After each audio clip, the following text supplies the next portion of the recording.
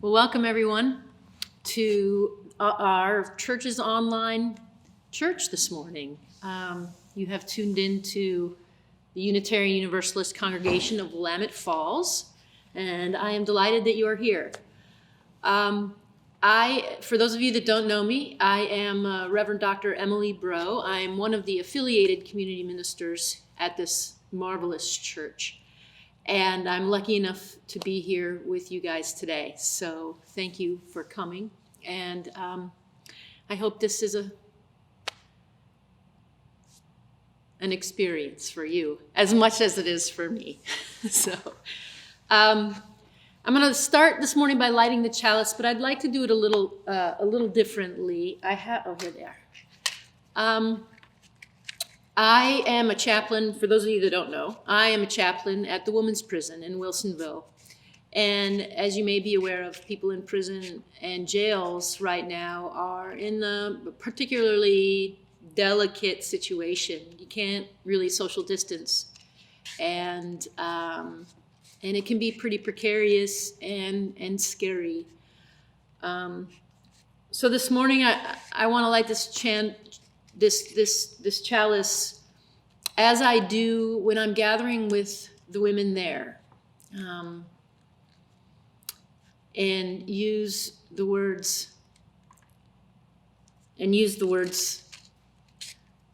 there, from there.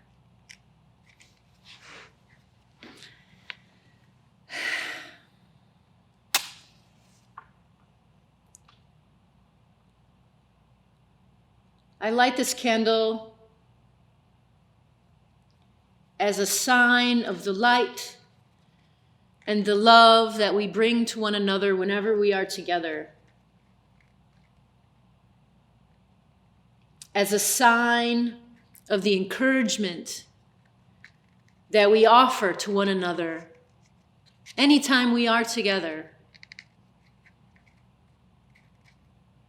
And as a remembrance that when you forget about the light, we are here to remind you.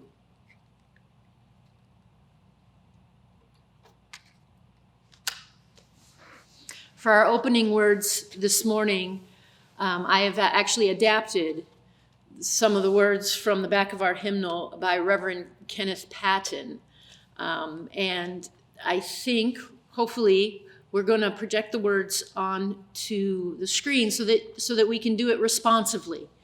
And I will read the plain text, and y'all will read the italicized text. And I will hear all your voices, I'm sure, in my heart and in the universe. Are we ready?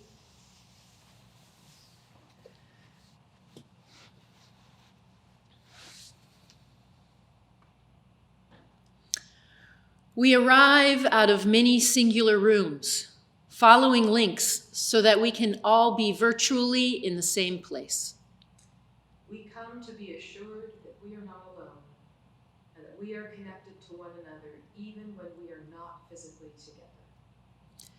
We embrace our togetherness in new ways, in new times, finding new means of nurturing and supporting one another. We embrace our solitude, some better than others, finding moments of comfort and peace that nurture and support our rest and well-being. It is good to see one another in different places and different spaces, and remember all of our connections that cannot be severed by space or time. Oops, back one. Need to go back one. There we go. Nope. One more forward. It is good to remember that it's going to take more than a pandemic to keep us apart. This is the reason that we gather over Zoom, to affirm the deepest realities of our unbreakable, life-giving connections to one another. It is good to be with one another, even from afar. Thank you. And our opening song today is Come, Come, Whoever You Are. It's a pretty familiar song, and if it's not very familiar, it's pretty easy to catch on to. So please feel free to join us as you are able. Come, come, whoever you are, wanderer, worshiper, lover of leaving, ours is no caravan of despair. Come, yet again, come. It's around, you know what to do. I'm just going to sing it 3 times through, and I'll repeat that last phrase a few times. So however it works is how it will work.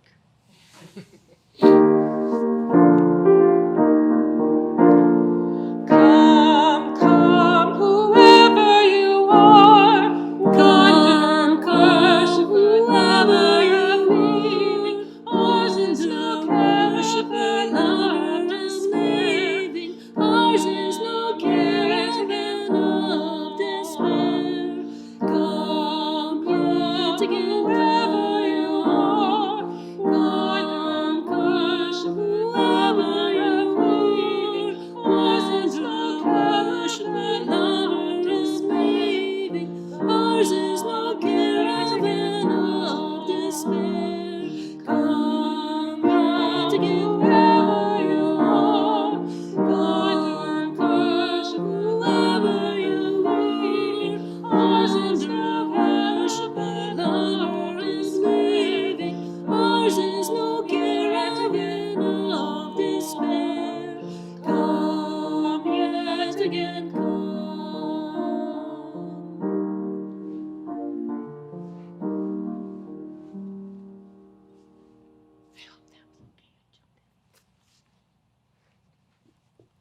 Today, for our Time for All Ages, I found a reading of The Missing Piece by Shel Silverstein. And Amy is brilliant enough to been able to figure out how to show it to all of you all. So have the kids gather around, and those of us young in spirit to gather around, and I think you'll like this.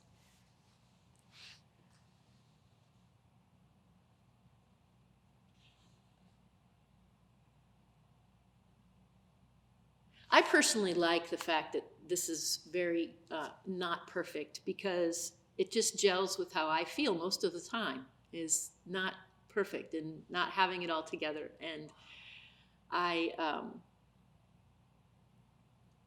we live in a culture, I think, that expects so much of perfection, and it's good to practice otherwise and perhaps embrace some different values that speak to us in a different way. So thank you.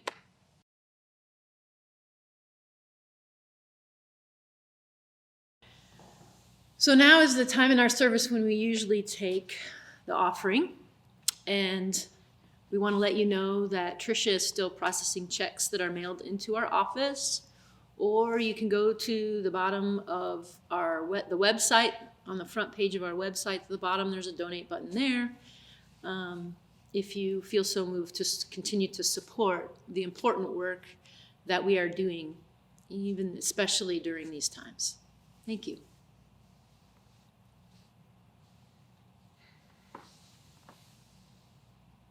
Joys and sorrow. Now is our time where we usually do joys and sorrows. I know Marcia usually collects those in advance. I did not. And so this morning I'm going to ask if you're comfortable to feel free to write your joys and sorrows in the chat. And we will read them together. I will read them, and we'll go from there. I don't have a phone. Can I use yours? Nothing's coming through yet. But. Okay, thank you.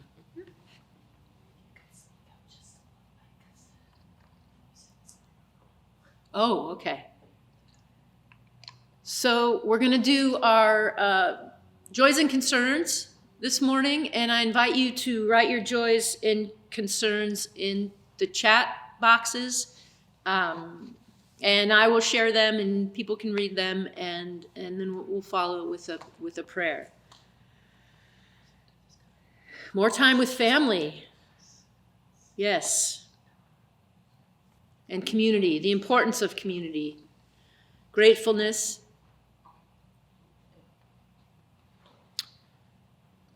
Clara has a sorrow. She's broken a toe. That's frustrating. You never realize how much you use your toes until you break one. It's true.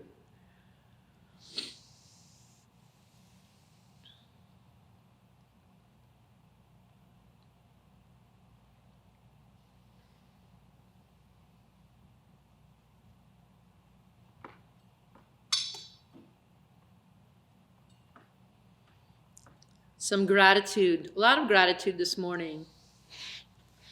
There's no injuries or property damage when a neighbor's burn pile threatened their house.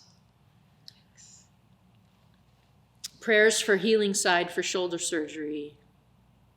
Grateful to check in with family and friends in other states. In some ways, it feels like we're more in touch now. Meg is still looking for my missing home. Please wish me well. Gotta move. This is a tough time for moving.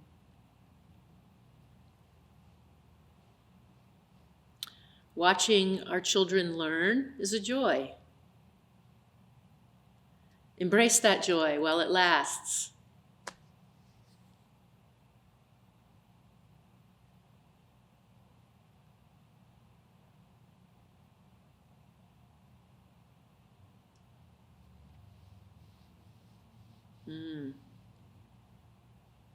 Grateful for those on the front lines, like our nursing relatives who are remaining strong and healthy, and our prayers for those who aren't healthy right now.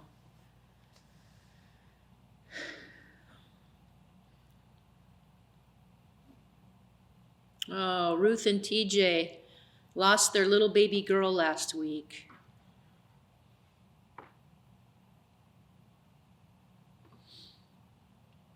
And someone has a sister, an infection control nurse at a large hospital in D.C. And sadness about our graduates missing out on senior year experiences.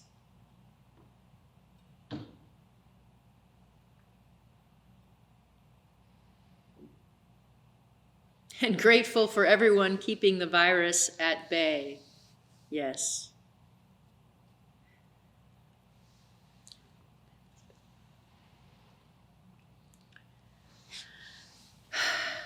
Please join me in a moment of prayer.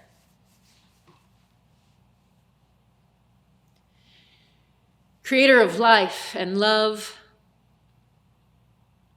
creator of hope, and sustainer of us all. I give thanks this morning for the opportunity of being with my comrades today and sharing a little bit in their struggle, in their joys, with families and losses and reconnections, with gratitude for all that is continuing, and grief for all that we are losing.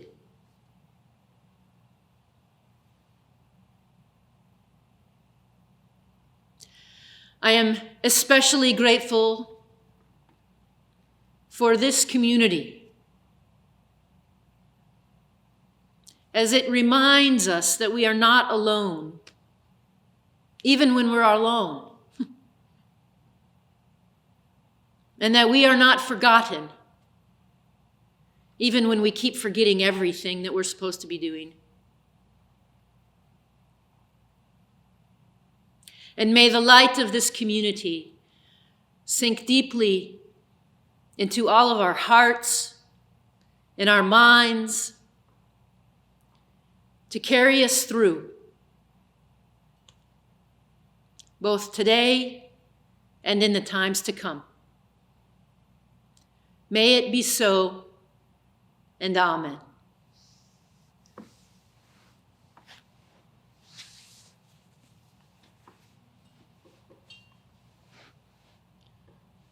We're going to sing meditation on breathing.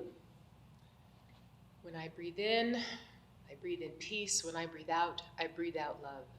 Join me as your heart moves you.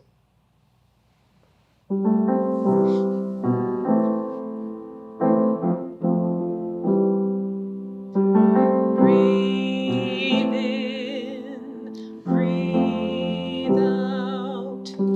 Breathe in, breathe out. When I breathe in, I breathe out. When I breathe in, I breathe out. When I breathe in, I breathe out. When I breathe in, I breathe out. Breathe in, I breathe out. Breathe in, I breathe out. Breathe in, I breathe out. Breathe in, I breathe out. Breathe in, breathe out.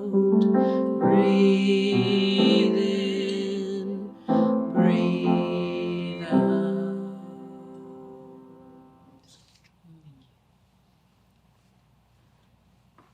Thank you.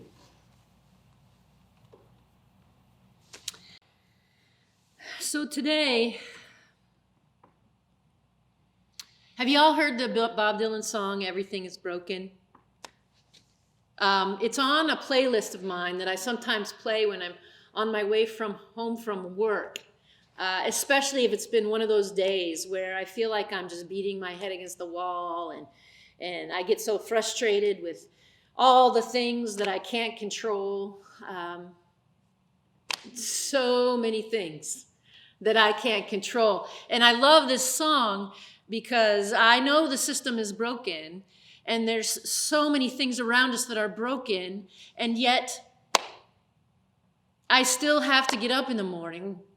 I still go to work, and I have to dream or live and function in this broken place. If you aren't familiar with the song, I have some of the lyrics. I just want to read some of the lyrics to you. Broken lines, broken strings, broken threads, broken springs, broken idols, broken heads, people sleeping in broken beds, broken bottles, broken plates, broken switches, broken gates, broken dishes, broken parts. Streets are filled with broken hearts.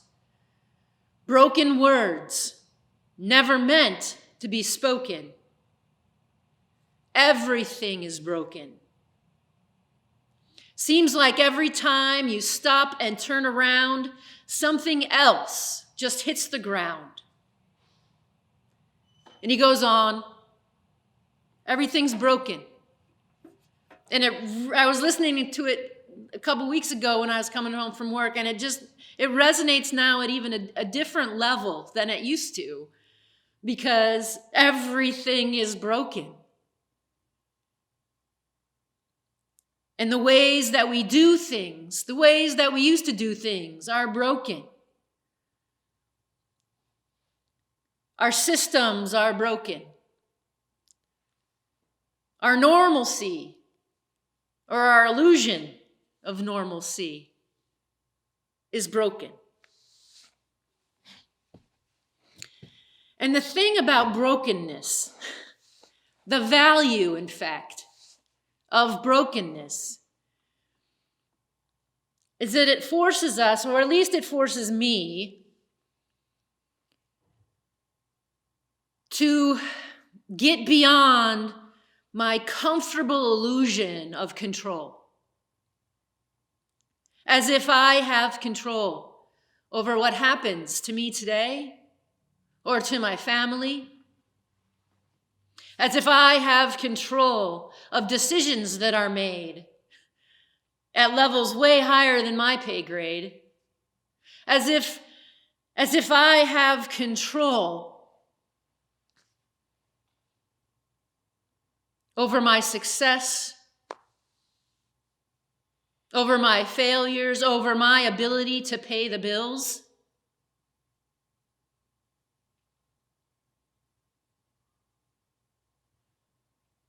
It's so scary to wake up to this brokenness. And it's so scary to wake up to our own brokenness. And it's so hard to find some anchor when our usual ones no longer keep us tied to shore. When our illusions of our self-efficacy, of our abilities to take care of ourselves are punctured, where do we go? What do we do? When our addictions to individuality and independence are revealed as false and unsustainable, where do we go? Where do we turn? The advantage of being awake to our brokenness is it allows us the opportunity to go deeper, to find a deeper anchor, to find a more solid ground, one that's more tenacious, one that's maybe not usually on our radar because we're so distracted by all the things our culture and our lives have taught to us. And for me, one of the anchors that has been revealed is the tenacity and the reality of how connected we really all are in ways that we can't even see. I mean, if this virus doesn't communicate that loudly and clearly to all of us, that we are invisibly intertwined in ways that we don't even know. We are passing things along to one another in ways that we aren't even aware of. And maybe we think we're not, but we don't really know. How am I affecting the people at the grocery store? I don't know, but I am. And it's my responsibility to be aware that I am. And to do all the things, right? To wear the mask, to be the distance, to respect the ways in which I am impacting other people. It reminds me of some people, not everybody, I'm not real good at this, but some people, you just, when they walk into a room, you can just sense it. It reminds me of that experience, right? Like you can affect the space that you're in just by showing up. You change the dynamics of your family, of your friend circle, of your community, just by showing up. And likewise, your absence.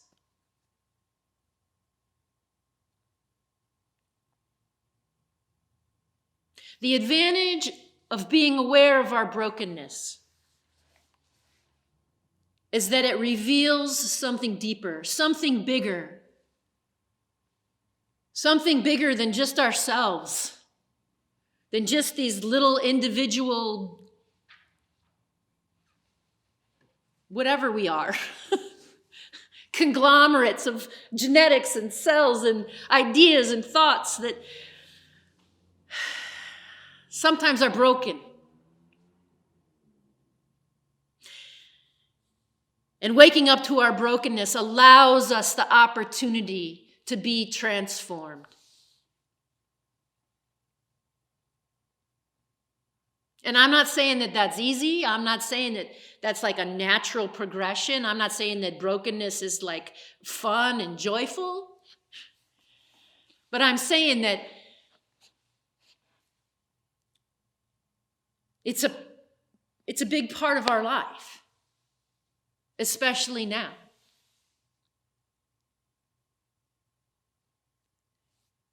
And amongst our grief and our sadness and our despair and our frustration, we must be brave enough and strong enough and courageous enough to look deeper than maybe we have ever looked before.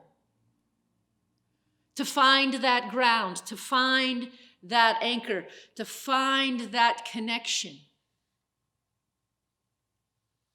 And we aren't going to be aware in the moment of how we're changing. That's not going to come till later. We aren't going to be able to, for a long time, to look back and say, this is how this affected me, or this is how this changed me, or this is how.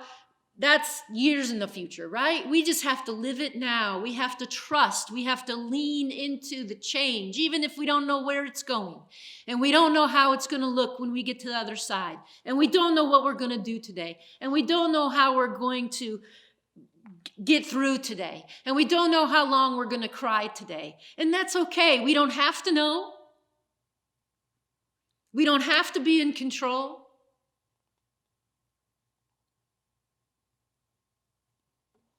We just have to be. And remember always that we are not alone, and we are connected in ways that even this lockdown cannot stop. And remember to reach out when you forget. One of the things about the resurrection story from last week is that, the story goes, Jesus rose from the dead, but not everybody knew it, right? The three people showed up at the tomb and they were told, and then they ran out to their friends and they told them, and not everybody believed them, but some of them did, and then they told their friends, and it's not an instantaneous thing, this whole resurrection. It takes us to share it with one another, and to remind one another that the tomb doesn't win, and that death is not the last word, and that there is more for us out there, and in here, even amongst the brokenness. May it be so, and amen.